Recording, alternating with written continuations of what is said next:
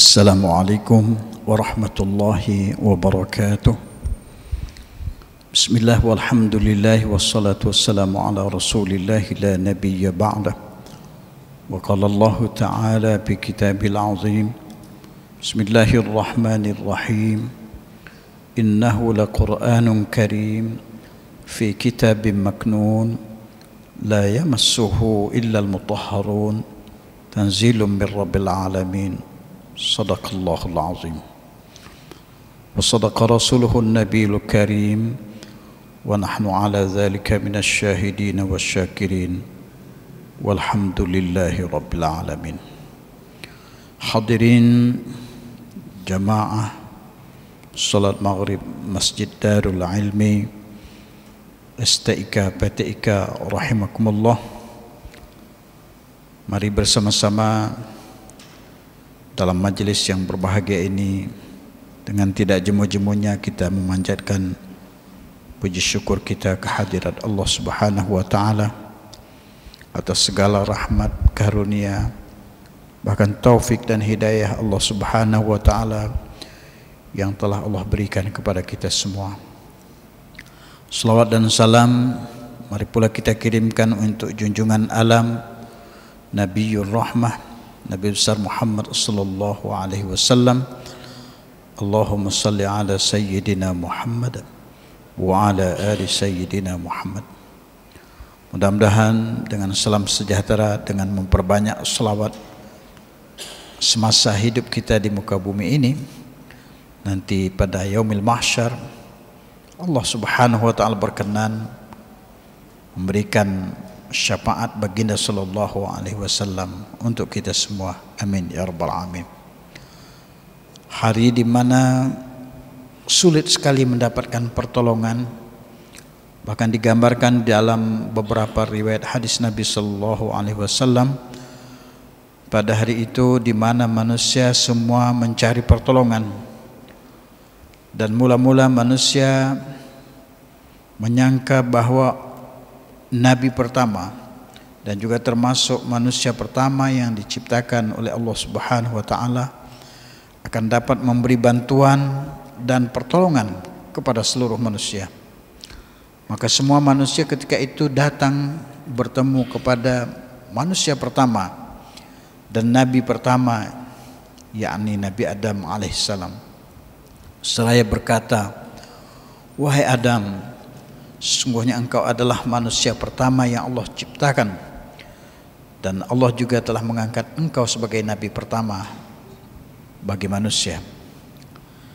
Tapi Adam alaihissalam berkata, "Pada hari ini aku tidak dapat memberikan sedikit pun pertolongan kepada kamu sekalian, karena pada hari ini aku melihat Allah Subhanahu wa taala dalam keadaan sangat murka, dan aku khawatir atas murkanya terhadap dosa-dosaku yang dengannya aku terlempar dari surga menuju dunia menjadi masalah besar bagi diriku. Sebab itu aku tidak dapat memintakan kepada Allah keampunan dan pertolongan untuk kamu semua. Maka sebab itu pergilah kamu mencari pertolongan selain pertolongan dari diriku." Setelah bertemu Adam alaihissalam dan mendapatkan ucapan seperti itu, lalu manusia datang lagi kepada nabi berikutnya, sampailah kepada Nuh alaihissalam. Maka manusia pun berkata kepada Nuh alaihissalam, "Wahai Nabi Nuh, sungguhnya engkau adalah di antara nabi yang Allah utus dalam masa perjalanan dakwah hampir 1000 tahun. Dikabarkan bahwa Nabi Nuh diutus 950 tahun. Maka Nuh pun berkata, hari ini aku sangat takut kepada Allah Subhanahu wa taala. Boleh jadi dengan karena putraku Kan'an yang tidak ikut beriman kepada Allah Subhanahu wa taala, maka hari ini mungkin Allah murka, dan aku sangat takut dengan murka Allah Subhanahu wa taala. Oleh sebab itu aku tidak dapat membantu kamu sekalian. Maka datanglah kamu mencari pertolongan selain pertolongan dari diriku." Lalu selanjutnya manusia berbondong-bondong mencari nabi-nabi berikutnya. dan bertemulah kepada Musa alaihissalam. Maka ucapan manusia juga seperti itu, wahai Musa, sungguhnya Allah subhanahu wa ta'ala telah menjadikan kamu dapat berbicara dengannya tanpa melalui perantara, sebagaimana Allah subhanahu wa ta'ala menjelaskan dalam Al-Quran Karim, wa kallamallahu Musa taklima. Dan Nabi Musa disebut ataupun dijuluki di dalam istilah sebutan yang digambarkan dengan kalimullah. Maka kata Musa alaihissalam, wahai sekalian manusia, aku sesungguhnya pada hari ini sangat takut kepada Allah subhanahu wa ta'ala, karena sesungguhnya pada hari ini adalah hari yang sangat menggerunkan. Aku tak dapat menolong kamu sekalian, carilah pertolongan selain dari diriku. Lalu berikutnya mencari lagi nabi-nabi yang lain, bertemu dengan Nabi Isa ibnu Maryam. Maka manusia berkata kepada Isa ibnu Maryam dengan kalimat, wahai Isa, sesungguhnya engkau digelar sebagai Ruhullah. Engkau adalah nabi yang dimana Allah angkat dengan kemuliaan yang luar biasa. Allah menciptakan engkau dengan qudar iradatnya, sehingga ibumu mengandung dirimu tanpa proses bagaimana layaknya manusia pada umumnya. Lalu dijawab oleh Isa ibnu Maryam dengan kata-kata, wahai sekalian manusia, sesungguhnya hari ini aku sangat takut dan gentar kepada Allah subhanahu wa ta'ala. Aku tidak dapat memberikan sedikit pun pertolongan kepada kamu sekalian. Aku khawatir akan murka Allah subhanahu wa ta'ala, karena sungguhnya di antara kesalahan yang terbesar yang dibuat oleh manusia adalah mereka menganggap aku adalah Tuhan dan putra Allah, sementara Allah adalah zat yang maha mulia, tidak beranak, juga tidak diperanakkan. Pergilah kamu mencari pertolongan selain dari diriku.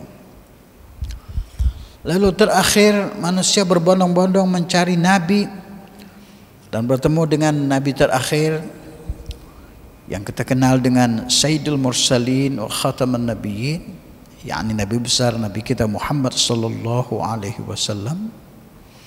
Maka manusia berkata, wahai nabi yang teramat mulia, kekasih Allah, penutup segala nabi, pemimpin segala rasul, berilah kami pertolongan, mintakanlah kepada Allah untuk memberikan bantuan pertolongan untuk kami semua. Maka saat itu Nabi sallallahu alaihi wasallam, ada riwayat menyebut Nabi langsung bersujud kepada Allah subhanahu wa ta'ala. Lalu dengan sujud yang lama itu Allah subhanahu wa ta'ala memanggilnya, berfirman kepadanya, wahai Muhammad, sesungguhnya hari ini bukan hari untuk bersujud kepadaku. Tidak ada lagi ibadat pada hari ini. Hari ini adalah hari pembalasan. Hari ini adalah hari di mana ditimbangnya semua amal perbuatan dan dibalas semua kebaikan yang pernah dilakukan. Angkatlah kepalamu. Maka Nabi kita yang mulia, Nabi besar Muhammad sallallahu alaihi wasallam mengangkat kepalanya. Lalu ditanya oleh Allah subhanahu wa ta'ala, wahai Muhammad, kekasihku, apa yang membuat engkau bersujud kepadaku pada hari ini? Maka disitulah Nabi sallallahu alaihi wasallam diceritakan berkata kepada Allah subhanahu wa ta'ala, wahai Tuhanku, berikanlah pertolongan, syafaat, rahmat dan kasih sayang kepada umatku. Maka itulah diantara penjelasan para ulama kepada kita semua betapa besarnya fadilah syafaat baginda sallallahu alaihi wasallam, sehingga hari itu di mana tiap orang sangat memerlukan pertolongan dan syafaat dari Nabi kita sallallahu alaihi wasallam atas izin Allah subhanahu wa ta'ala. Bahkan digambarkan di dalam banyak riwayat, orang-orang yang memperbanyak selawatnya selama hidupnya, sering berkirim salam sejahtera selawat sejahtera kepada Nabi sallallahu alaihi wasallam, nanti pada hari kiamat akan mendapatkan bagian dari syafaat Nabi kita Muhammad sallallahu alaihi wasallam. Bahkan hari itu menurut Al-Qur'anul Karim kita baca dalam surah An-Naba. Surah An-Naba itu adalah surah pertama dari juz 30 di mana Allah Subhanahu wa taala berfirman, hari di mana tidak ada seorang pun yang berbicara, yang diberi izin untuk berbicara, kecuali orang yang diberikan keizinan khusus dari Allah Subhanahu wa taala. Sehingga Al-Quran menyebutnya la yatakallamuna illa man azina lahur rahman. Maka hari itu tidak ada yang boleh berbicara. Bahkan di dalam surah Yasin lebih tegas lagi Allah menjelaskan, bukan sekedar tidak diberi izin untuk bicara, mulutnya dikunci. Maka yang bicara ketika itu adalah tangan manusia dan kakinya akan menjadi saksi. Jadi kalau kita mengandalkan lidah kita yang tak bertulang ini, yang sering berubah-ubah, yang sering membolak-balikkan fakta-fakta, yang A menjadi B, yang B menjadi C dan seterusnya, maka pada hari itu mulut kita terkunci, tertutup, dan yang bicara ketika itu tangan kita, serta yang menjadi saksi bukan sahabat kita, bukan teman dekat kita, tapi kaki kita sendiri untuk bersaksi atas perbuatan apa yang kita lakukan selama hidup kita di muka bumi ini. Hadirin bahagia, mudah-mudahan Allah Subhanahu wa taala berkenan memberikan taufik dan hidayah kepada kita semua. Amin ya rabbal alamin. Hadirin bahagia, jamaah rahimakumullah, wabil khusus para ketua pengurus Masjid Darul Ilmi, para imam, para ustaz, para muazzin, para tuan guru yang diberkati Allah Subhanahu wa taala. Sebelum kita melanjutkan kajian kita masih dalam bahasan suratul Baqarah ayat 10, 11 dan seterusnya, maka sama-sama kita membuka majelis yang mulia ini dengan membacakan suratul Fatihah. Mudah-mudahan kita harapkan dengan karamah, keberkatan, kemuliaan yang Allah berikan pada suratul Fatihah ini, Allah berkenan memberikan taufik, hidayah, pertolongan untuk kita semua. Amin ya rabbal alamin. A'udzu billahi minasy syaithanir rajim. Bismillahirrahmanirrahim. Alhamdulillahi rabbil alamin. Ar-Rahmanir Rahim. Maliki yaumiddin. Iyyaka na'budu wa iyyaka nasta'in. Ihdinas siratal mustaqim. صراط الذين أنعمت عليهم غير المغضوب عليهم ولا الضالين آمين. Allah Subhanahu wa taala berfirman masih dalam awal-awal surah Al-Baqarah, kita menyambung kajian kita pada minggu-minggu yang telah lalu. Allah Subhanahu wa taala berfirman pada surah Al-Baqarah ayat 10, Bismillahirrahmanirrahim. Fi qulubihim maradun fazadahumullahu marada wa lahum azabun alimun bima kanu yakzibun. Wa idza qila lahum la tufsidu fil ardh قالوا إنما نحن مصلحون ألا إنهم هم المفسدون ولكن لا يشعرون. Sebagaimana dijelaskan dalam tafsir Jalalain, fi qulubihim, dijelaskan di dalam hati mereka. Mereka di sini adalah orang-orang yang dijelaskan ayat awalnya itu, ayat pendahuluannya, sebagai orang yang munafik. Jadi orang yang hipokrit itu dijelaskan di sini di dalam hati mereka. Mereka siapa? Mereka yang mendua itu yang pernah kita bahas pada minggu yang lalu. Terdapat penyakit. Lalu fazadahumullahu maradun, maka Allah Subhanahu wa taala menambah untuk mereka penyakit. Bagaimana cara Allah menambahnya itu? Allah menurunkan Al-Qur'anul Karim yang mereka ingkari. Jadi dengan turunnya Al-Qur'anul Karim itu, mereka itu bertambah-tambah sakitnya. Apa sakitnya itu? Sakit imannya. Sehingga mereka itu terbelenggu dengan sifat kemunafikan. Sehingga awal ayat ini kan dijelaskan bahwa mereka seolah-olah berkata beriman kepada Allah dan Rasulnya, tapi sebenarnya tidak. Mereka berkehendak dengan kalimatnya itu dengan harapan memperolok-olok Allah Subhanahu wa taala serta orang beriman. Padahal sejatinya tidaklah mereka memperolok-olokkan Allah dan orang beriman. Mereka sebenarnya telah memperolok-olok ataupun mempersenda diri mereka sendiri. Fi qulubihim maradun, jadi dalam hati mereka itu ada penyakit. Apa itu penyakitnya? Penyakit kelemahan atas keyakinan, kekuatan keyakinan terhadap agama Allah dan nabinya Muhammad sallallahu alaihi wasallam itu tidak ada pada diri mereka. Fazadahumullahu maradun, maka Allah menurunkan Al-Qur'an Karim sehingga bertambahlah penyakitnya pada mereka. Kenapa bertambah? Karena dengan firman-firman Allah Subhanahu wa taala itu sejatinya, kalau memang mereka mempunyai dasar keimanan kepada Allah Subhanahu wa taala, mereka bertambah iman.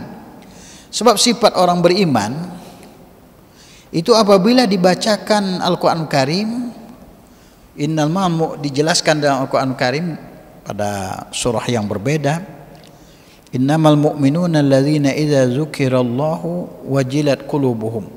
Adapun sejatinya orang beriman itu idza dzukirallahu, apabila disebut nama Allah, diceritakan tentang bagaimana hebatnya Allah, kebesaran Allah Subhanahu wa taala, wajilat qulubuhum, maka ada koneksi antara kalimat itu dengan jiwa dan hati mereka, bergetar hatinya. Lalu tidak sekedar nama Allah yang disebut yang membuat mereka itu bergetar hatinya, ada hubungan antara kalimat kebesaran Allah dengan hati mereka itu. Bahasa kitanya terkoneksi. Tapi dibacakan ayat juga, ataupun dibacakan kepada mereka ayat-ayat Allah, khasnya Al-Qur'an Karim. Wa idza tuliyat alaihim ayatuhu, apabila dibacakan kepada mereka ayat-ayatnya, ayat Allah maksudnya Al-Qur'an Karim ini, zadathum imana, tambah kepada mereka itu sifat yakinnya, sifat imannya. Nah, ini berbeda, terbalik terhadap orang-orang yang dijelaskan pada ayat ini. Orang-orang ini malah ketika Al-Quran diturunkan malah bertambah penyakitnya itu. Apa itu?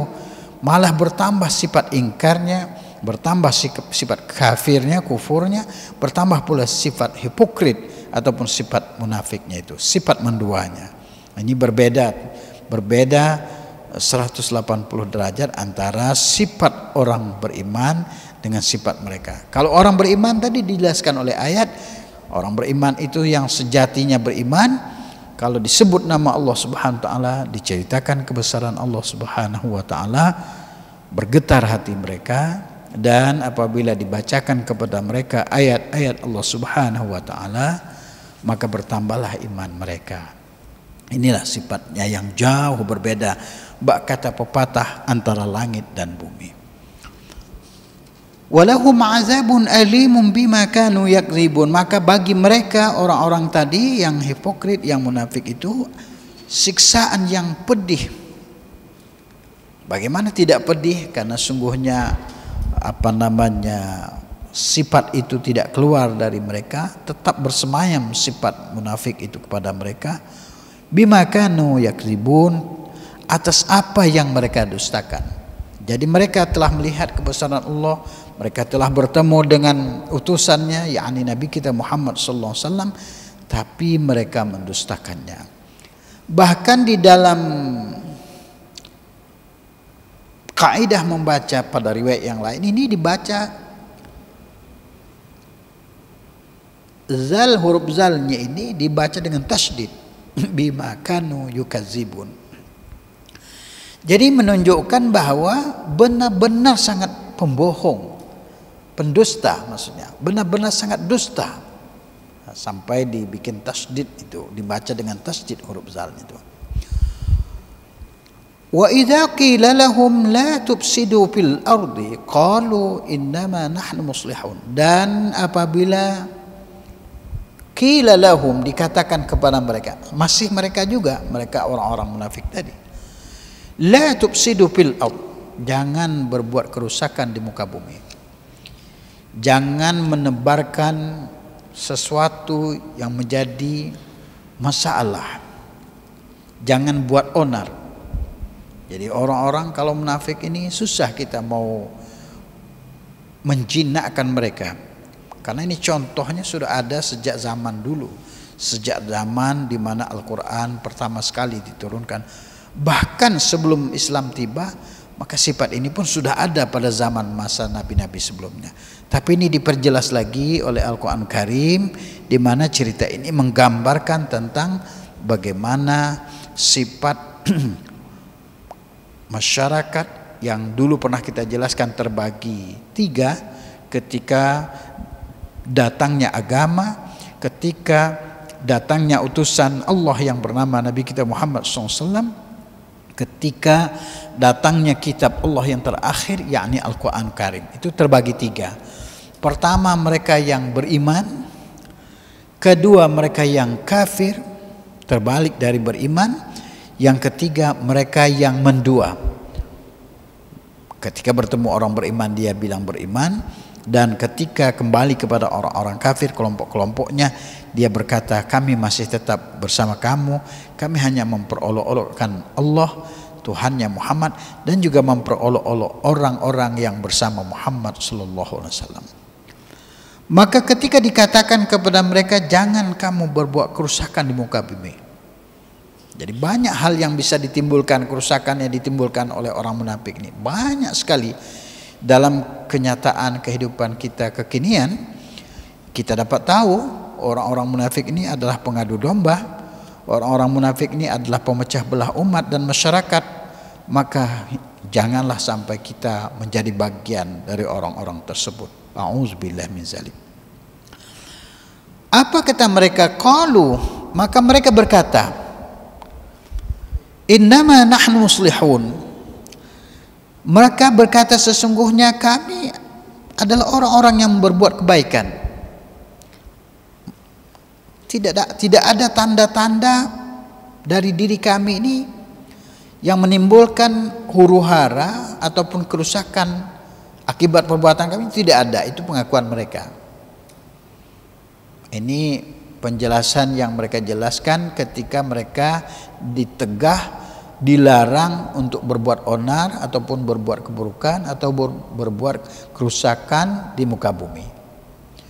Jadi bumi itu yang sudah diberikan rahmat oleh Allah Subhanahu wa taala, Allah menjadikan bumi itu hamparan, di mana dengan hamparan itu manusia boleh tinggal, dapat berkehidupan di atas bumi.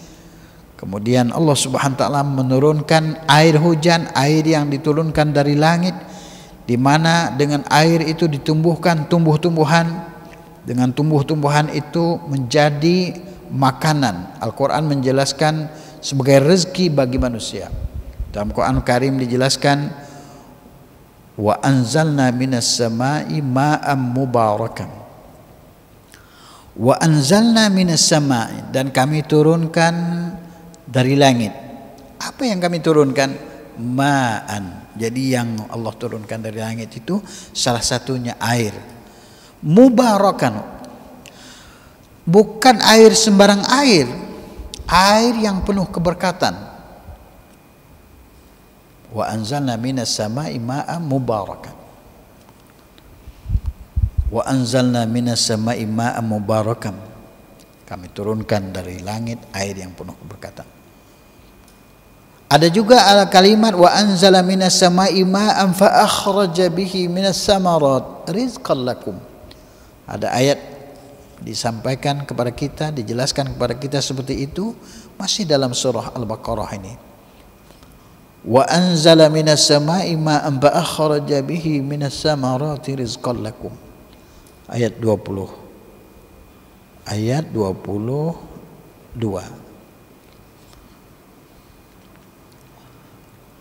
Dan kami turunkan dari langit air. Fa akhraja bihi minas samarati rizqan lakum. Maka dengan wasilah air itu tadi, fa akhraja bihi minas samarat rizqan lakum, dikeluarkan, ditumbuhkan tumbuh-tumbuhan sebagai rezeki ataupun makanan untuk kita, ya, karunia Allah untuk kita. Ya, kita lihat sendiri kalau kita orang bercocok tanam itu, kalau tidak ada air, bagaimanapun teknologinya, setetes air tidak tersentuh oleh tumbuh-tumbuhan itu, maka tumbuh-tumbuhan itu tidak akan tumbuh. Di dalam air, walaupun tidak ada kelihatan tanah, tapi Allah boleh menumbuhkan di dalam air itu tumbuh-tumbuhan. Itu kehebatan Allah Subhanahu wa taala, kemuliaan Allah Subhanahu wa taala yang Allah berikan dengan karomahnya terhadap makhluknya yang bernama air itu. Maka air ini amat berharga bagi kita. Maka oleh sebab itu, sebagai seorang Islam, kita itu dilarang untuk boros dengan air. Dalam kajian fikih dijelaskan bahwa Nabi kita sallallahu alaihi wasallam mengajarkan kita berwudu dengan wudu yang hemat. Walaupun kita punya air banyak sebenarnya di rumah kita, tinggal kita putar keran air, maka air pam ataupun air sumur bor keluar.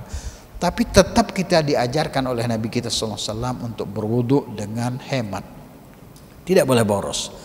Bahkan Nabi SAW mengajarkan kepada kita, kalaupun kita berwudu di dalam sungai, sungai kan airnya mengalir banyak sekali itu, pun kita diajarkan juga tidak boros. Bagaimana itu?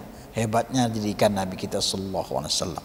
Sedangkan kita berwudu di dalam air, di atas air, berdiri di atas air, tapi tetap kita diajar tidak boleh boros dengan air. Allahu Akbar walillahilhamd. Itulah keagungan didikan dan pelajaran dari Nabi kita Muhammad sallallahu alaihi wasallam. Maka orang itu berkata, sungguhnya tidak ada tanda-tanda ataupun tidak ada satu pun perbuatan kami yang mengarah kepada keburukan. Sebenarnya kami ini adalah orang-orang yang berbuat baik. Tapi Al-Quranul Karim membantah pada ayat 12 ini. Allah Subhanahu wa taala membantah dengan kalimatnya yang tegas dengan berfirman, ala innahum humul mufsidun walakin la yash'urun. Ala, sekali-kali tidak, ini sebuah bantahan yang nyata. Innahum, siapa mereka? Sungguhnya mereka itu yang tadi itu, humul mufsidu, mereka itu adalah perusak-perusak. Innahum humul mufsiduna, mereka itu adalah perusak-perusak, orang yang berbuat kerusakan. Mereka lah sejatinya perusak-perusak.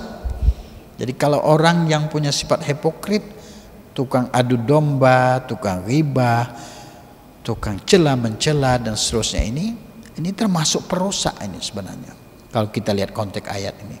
Walakin, akan tetapi kata Allah Subhanahu wa taala, la yash'urun, mereka tidak sadar. Jadi memang inilah karakteristik orang kalau berbuat keburukan. Biasanya tidak sadar atau sengaja tidak mau sadar dan susah untuk disadarkan. Ini adalah karakteristik secara umum bangsa manusia yang suka berbuat kerusakan di muka bumi. Maka sekecil apapun kerusakan di muka bumi ataupun sekecil apa rencana orang untuk berbuat buruk, itu sebenarnya harus ditegah dan tidak boleh dilanjutkan. Maka jadilah manusia yang digambarkan oleh Al-Quran Karim, manusia yang selalu berbuat baik, selalu memberikan kebaikan baik untuk dirinya, untuk keluarganya, untuk kehidupan bermasyarakat, bernegara, bahkan untuk alam raya, alam semesta. Berbakti kepada kehidupan bersama-sama membangun dalam sebuah masyarakat yang sejahtera tanpa ada permusuhan ataupun tanpa harus berbuat kerusakan, baik itu pada kerusakan tatanan kehidupan bermasyarakat bernegara atau tatanan dalam mengelola alam raya ini, termasuk tumbuh-tumbuhan, hewan, tanaman dan seterusnya. Kita adalah makhluk yang tidak bisa berdiri sendiri, tapi kita adalah makhluk yang membutuhkan banyak hal untuk berkehidupan. Kita memerlukan orang lain, kita memerlukan teman, bahkan kita memerlukan tumbuh-tumbuhan, kita memerlukan air, kita memerlukan hutan dan seterusnya dan seterusnya. Kita memerlukan tanah dan seterusnya. Bahkan kita juga memerlukan hewan, ternak dan seterusnya. Hari bahagia inilah di antara nasihat-nasihat Allah Subhanahu wa taala, gambaran-gambaran yang disampaikan sebagai nasihat untuk kita dalam cuplikan singkat dari ayat-ayat Al-Quran Karim ini. Mudah-mudahan Allah Subhanahu wa taala memberikan taufik dan hidayah kepada kita semua. Allah menjelaskan dengan kata-kata ala, sekali-kali tidak. Karena sungguhnya untuk menegaskan apapun ikrar yang disampaikan oleh orang-orang munafik itu adalah tidak benar. Karena mereka membuat satu deklarasi bahwa sungguhnya mereka adalah orang-orang yang berbuat baik. Tapi sebenarnya Allah membantah dengan kalimat tidak, kata Allah. Sungguhnya mereka adalah perusak-perusak, adalah orang-orang yang berbuat kerusakan. Bagaimana tidak buat kerusakan? Mereka bertemu kepada kelompok ataupun orang-orang yang berbaiat, yang telah beriman kepada Nabi kita sallallahu alaihi wasallam. Mereka katakan mereka juga beriman. Lalu ketika mereka kembali kepada teman-temannya, komunitasnya yang masih kafir, maka mereka pun berkata, kami masih seperti kamu. Dan ini adalah sebuah pernyataan yang sangat-sangat dibenci oleh Allah Subhanahu wa taala. Lisannya berkata beriman, tapi hakikatnya dia masih sebagai seorang yang tidak beriman. Kalau umpamanya lisannya berkata dia masih tidak beriman ataupun dia masih belum percaya dengan kenabian Nabi kita Muhammad sallallahu alaihi wasallam, itu berbeda keadaannya. Para sahabat dapat tahu dan dapat memastikan bahwa dia bukan kelompoknya para sahabat karena masih tidak beriman. Tetapi yang parahnya adalah mereka mendeklar dirinya sebagai orang beriman, tapi sejatinya dia masih tidak beriman. Inilah disebut sebagai orang yang mandua, ataupun kita kenal dengan bahasa agama umumnya menyebut dengan munafik ataupun hipokrit. Allah Subhanahu wa taala kita mintakan kepadanya, mudah-mudahan kita semua, anak cucu kita terselamat dari sifat mendua ataupun sifat munafik. Amin ya rabbal alamin. Mudah-mudahan ayat-ayat Allah Subhanahu wa taala yang telah kita baca bersama, yang kita mutalaah bersama ini akan membekas kepada kita dan akan menjadi pelajaran untuk kita jadikan sandaran bagi kehidupan kita di alam dunia yang singkat ini. Insyaallah pada minggu yang hadapan, pada pertemuan kita yang akan datang, kita akan bertemu pada bahasan ayat berikutnya, yakni ayat ke-13 dari surah Al-Baqarah, insyaallah. Amin ya rabbal alamin. Demikian sampai di sini kajian kita di hari malam yang berbahagia ini. Semoga Allah Subhanahu wa taala memberkati kita. Terlebih dan terkurang mohon dimaafkan. Wabillahi taufiq wal hidayah. Wassalamualaikum warahmatullahi wabarakatuh.